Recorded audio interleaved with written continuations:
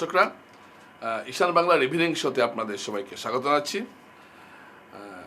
দর্শক বন্ধুরা, একটা রিপোর্ট প্রকাশিত হয়েছে, সেটা খুব গুরুত্বপূর্ণ ততটা নয়, কিন্তু একটা বেশ আকর্ষক একটা রিপোর্ট প্রকাশিত হয়েছে। সেটা হলো যে সারা দেশের একটা সূচক বেরিয়েছে।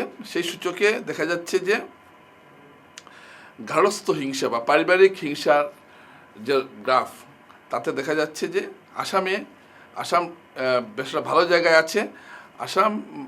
আসামে 15% পারিবারিক হিংসা হ্রাস পেয়েছে আগের বছরের তুলনায়। এটা সারা দেশের মধ্যে 6ষ্ঠ স্থান অধিকার করেছে আসাম। এটা অত্যন্ত একটা ভালো খবর যে পারিবারিক হিংসা অনেকটাই কমে আসছে, এবং এটা একটা সময় অনেক বেড়ে গিয়েছিল। প্রতিটি পরিবারে আপনারা জানেন যে গত কয়েক বছরে আমরা অনেকগুলো কেস পেয়েছি, যেগুলো পারিবারিক হিংসার কেস। বহু জায়গায় নারীদের উপর অত্যাচার হয়েছে, অনেক জায়গায় নারী হত্যা হয়েছে, ধর্ষণের শিকার হয়েছে। সমস্ত কিছু নিয়ে যে গ্রাফটা, সেই গ্রাফে দেখা যাচ্ছে যে পারিবারিক যে হিংসাটা, সেটা অত্যন্ত গুরুত্বপূর্ণ। এই পারিবারিক হিংসার ক্ষেত্রে 15% কমেছে আসামে, এবং এই 15% কমার জন্য মূল কারণটা হচ্ছে অরুণোদয় প্রকল্প। এটা অনেকেই বলছেন এখন, কারণ অরুণোদয় প্রকল্প আসার ফলে, যেটা সরকার মুখ্যমন্ত্রী নিজেও বলেছেন এই কথাটা, যে অরুণোদয় প্রকল্প আসার ফলে মহিলারা অনেকটাই স্বাবলম্বী হয়েছেন। যে মহিলার কোনো দাম ছিল না বাড়িতে, তার হাতে টাকা থাকায় তিনি এখন দাম পাচ্ছেন। তো এই 15% গার্হস্থ্য হিংসা যে কমেছে, এটা একটা 90% কারণটা হলো, 90% যে কারণটা বলা হচ্ছে সেটা হলো অরুণোদয়ের প্রকল্প। এবার 3000 টাকা হচ্ছে অরুণোদয়ের প্রকল্প, তারপর আরও হয়তো কমবে।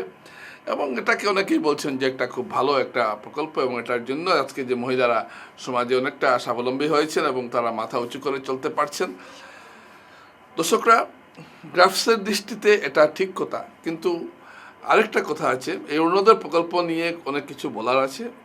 আমি নিজে বলতে পারি, এই শহরে, আমাদের শিলচর শহরে অনেক পরিবার আছেন অরুণোদয় প্রকল্প পেয়েছেন, তারা নিঃসহায় নন। তাদের অনেক স্বামীরা অনেক সরকারি কর্মচারীর স্ত্রী অরুণোদয় পাচ্ছেন, অনেক ভালো ব্যবসায়ীর স্ত্রী অরুণোদয় পাচ্ছেন, এবং এরা সংখ্যা কিন্তু একটা বড় অংশ হবে। এদেরকে না দিয়ে যদি যারা পাচ্ছেন, যারা প্রকৃত গরিব, যারা প্রকৃত অসহায়, তাদের যদি আরও পরিমাণটা বাড়িয়ে দেওয়া হতো, তাহলে সেটা ভালো হতো। সরকার 3 বছর আগে অরুণোদয় প্রকল্প সম্বন্ধে একটা সার্ভে করেছিল। এই সার্ভের পর কিছু নাম কাটা গেছে, কিন্তু এখন এই নামগুলো আবার উঠে যাচ্ছে, অর্থাৎ ঘুরে ফিরে কারো নামই কাটা যায়নি। এখন অর্থনীতি নিয়ে যারা গবেষণা করেন, তারা বলবেন যে এই অরুণোদয় প্রকল্প দেওয়ার এর জন্য একটা ভালো দিক আছে, এমন খারাপ দিকও আছে। মানুষ স্বাবলম্বী হতে পারছেন না, কিন্তু মহিলাদের এ ধরনের প্রকল্প দেওয়াটা কিন্তু দুস্থ মহিলা, যাদের হয়তো স্বামী মারা গেছেন বা সন্তান দেখছেন না, এই ধরনের মহিলাদের দেওয়া উচিত। কিন্তু যদি দেখা যায় এই প্রকল্পের সুবিধা নিচ্ছেন এখন তথাকথিত সম্পদশালী ব্যক্তির স্ত্রীরা, বোনরা, তাহলে সেটা একটা অত্যন্ত দুঃখজনক ঘটনা হয়ে যায়। এই সরকারি তথ্যটা চমকপ্রদ এই জায়গায় যে এই টাকা দিয়ে যে এই 3000 টাকা বা 1200 টাকা অরুণোদয় প্রকল্পের জন্য 15% গার্হস্থ্য সংখ্যা কমে গেছে, যেটা দাবি করা হচ্ছে, এটা কতটুকু সঠিক, এটা নিয়েও একটা প্রশ্ন উঠতে পারে।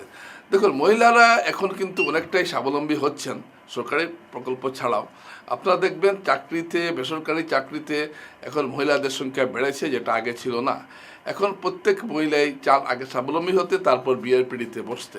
এটা কিন্তু একটা নিয়ম হয়ে গেছে, এবং যখনই মহিলারা স্বাবলম্বী হবেন তখনই কিন্তু পারিবারিক হিংসাটা কমবে, কারণ তখন কোনো মহিলাকে স্বামীর উপর নির্ভরশীল হয়ে থাকতে হয় না। এবং এই যে স্বামীর হয়ে নির্ভরশীল হয়ে থাকতে হচ্ছে না, এর ফলে তার ভিতরে একটা আত্মবিশ্বাস জন্মে, এবং আত্মবিশ্বাসী লোককে কেউ সহজ আঘাত করতে পারে না। তখন স্বামীও তাকে একটা সমীহ করে চলবেন, কারণ স্বামী ভাববেন যে আমি যদি ছেড়েও দিই, আমার স্ত্রী আমাকে ছাড়াও চলতে পারবে। এবং এই যে একটা যে নির্ভরশীলতার জায়গাটা যে মহিলাদের এসেছে, এই আসার ফলে আজকে পারিবারিক হিংসা কিন্তু অনেকটাই হ্রাস পাচ্ছে। আগে কি হতো? আগে পারিবারিক হিংসা বৃদ্ধি পাওয়ার একটা কারণই হলো এটাই যে মহিলারা ততটুকু স্বাবলম্বী নন। এখন আগের সমাজের একেবারে উঁচু স্তরে অথবা নিচু স্তরের বাইরে মধ্যবিত্ত তে এটা ছিল না, কিন্তু এখন মহিলারা সব কাজ করছেন, সব জায়গায় যাচ্ছেন। তাই শুধুমাত্র যে অরুণোদয় প্রকল্পের জন্য যে গার্হস্থ্য হিংসার 15% হ্রাস পেয়েছে, যে দাবিটা করা হচ্ছে, এটা কতটুকু যুক্তিযুক্ত এ নিয়ে কিন্তু নানা প্রশ্ন উঠতে পারে। আমি ব্যক্তিগতভাবে মনে করি এই যে খায় খেয়ারতগুলো চলছে, যে সরকারি বিভিন্ন প্রকল্প মানুষকে দেওয়া হচ্ছে, বিভিন্ন প্রকল্পে মানুষ উপকৃত হচ্ছেন, এবং এটা একদিকে ভালো, কিন্তু এর ফলে কিন্তু অর্থনীতি দুর্বল হচ্ছে। আপনারা জানেন ইতিমধ্যেই পৃথিবীর প্রথম 100টি যে কোম্পানির তালিকায় কিন্তু ভারতের কোনো কোম্পানি এবার নেই, কিন্তু প্রতি বছর থাকতো।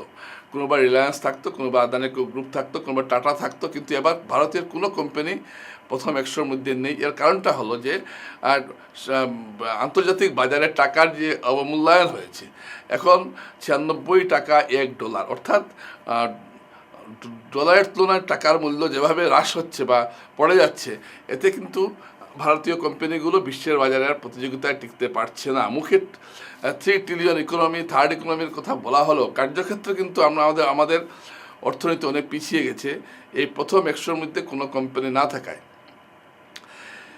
এবং যে দেশে 80 কোটি মানুষকে এখনো রেশন দিতে হয়, সেই দেশের অর্থনীতি 3 ট্রিলিয়ন হয়ে যাবে বা ওয়ার্ল্ডের থার্ড অর্থনীতি হয়ে যাবে, এতে আনন্দিত বা আহ্লাদিত হওয়ার কিছু নেই। কারণ একটা উন্নত রাষ্ট্র কোনো সময় তাদের 80 কোটি মানুষকে বসিয়ে খাওয়ায় না।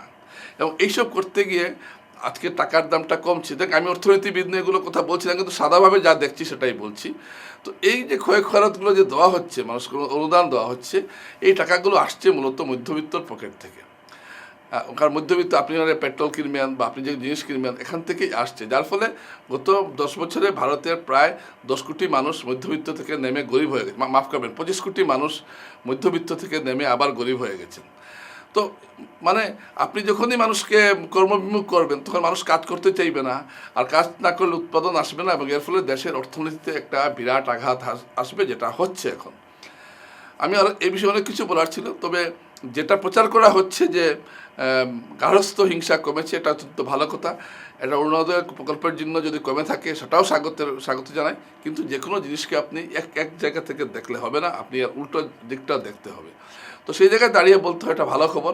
তো শুধুমাত্র যে অরুণোদয় প্রকল্পই এটার জন্য কাজ করেছে এমন কথা নয়, অন্য বিষয়গুলো, সামাজিক বিষয়গুলো এখানে আছে। যাই হোক দর্শকরা, আজ এইটুকুই। অরুণোদয় প্রকল্প এবার 3000 টাকা হচ্ছে, তারপর হয়তো গার্হস্থ্য হিংসা হয়তো আরও কমবে, তারপর 5000 টাকা দেওয়া হয়তো বন্ধ হয়ে যাবে, এরকম হতে পারে হয়তো। যাই হোক, পারিবারিক হিংসাটা যে আসামে যে কমেছে 15% গতবারের তুলনায়, এটা অত্যন্ত ভালো খবর। এবং আমি এই খবরটাকে একটু বিশ্লেষিতভাবে আপনাদের সামনে পেশ করলাম, যাতে আপনারা প্রকৃত অবস্থাটা বুঝতে পারেন। এবং এর সঙ্গে অর্থনীতির একটা সংযোগ রয়েছে, এবং দেশের অর্থনীতিও কিন্তু আগামীতে একটা বিপদের সম্ভাবনা রয়েছে। এটা প্রধানমন্ত্রী নরেন্দ্র মোদী নিজেই আভাস দিয়েছিলেন। শুধুমাত্র যুদ্ধের জন্য নয়, অনেকগুলো কারণও এর মধ্যে আছে। অনেক অনেক ধন্যবাদ দর্শকরা।